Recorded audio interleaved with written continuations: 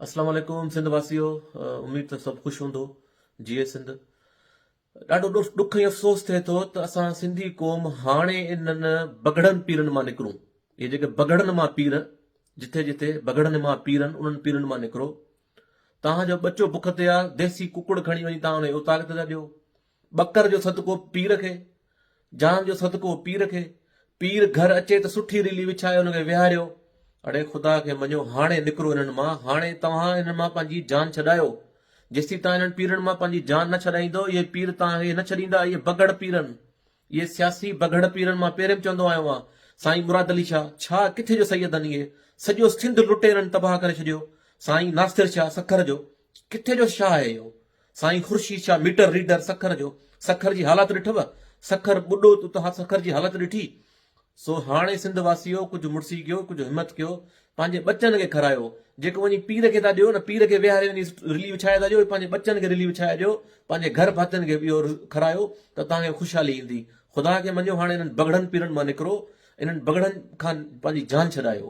हूअं बि हीउ वाक़ियो सिर्फ़ु न्याणी वारो न, पर हूअं बि तव्हां हिन पंहिंजे बगड़नि मां जान छॾायो।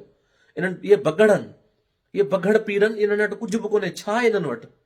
इहे बगड़ पीर आहिनि। रुॻो इक़्तिदार में वञी पंहिंजो मज़ा आयशू था कनि। बंगला इन्हनि वटि, जाइदादूं इन्हनि वटि, लैंड क्रूज़र गाॾियूं इन्हनि वटि। बाक़ी तव्हां ग़रीब अवाम वटि छा आहे? तव्हां मुरीदनि वटि पेरनि में चपल बि कोन्हे। तव्हांजे ॿारनि वटि पढ़ण लाइ, तालीम लाइ सुठा स्कूल कोन्हनि। इन्हनि जा ॿार यूनिवर्सिटी में पढ़नि, ऑक्सफोर्ड में पढ़नि, अमेरिका, लंडन, कैनेडा, जापान में पढ़नि। इन्हनि जूं शादियूं इन्हनि जे ॿारनि जूं थियनि त अमेरिका, जापान में। तव्हां ॾिठो त हींअर जेको कुमेल शाह सखर जो, साईं कुमेल शाह हाणे नओं पैदा थियो आहे, नासिर शाह जो पुटु कुमेल शाह। सॼो सखर ॿुॾो पियो हो। उते हिननि खे यादि कोन आयो, गैरत कोन आई, शर्म कोन आयो। हिननि 4 कलाक सखर जे रोडनि ते रुॻो डांसूं ऐं जेको सॼे सखर में जेको आहे शोर शराबो कयो आहे, त ॿुधायो आहे मुंहिंजो पुटु हाणे मुतारफ़ करायो आहे मूं, कुमेल शाह। सॼी सिंध तव्हां ॾिसो ॿुॾी पई आहे। इन्हनि शाहनि ठगनि कयो छा आहे? इहे ठग शाह अथव। इन्हनि जी मुरीदी तव्हांखे कुझु बि कोन ॾींदी सवाइ जहालत जे।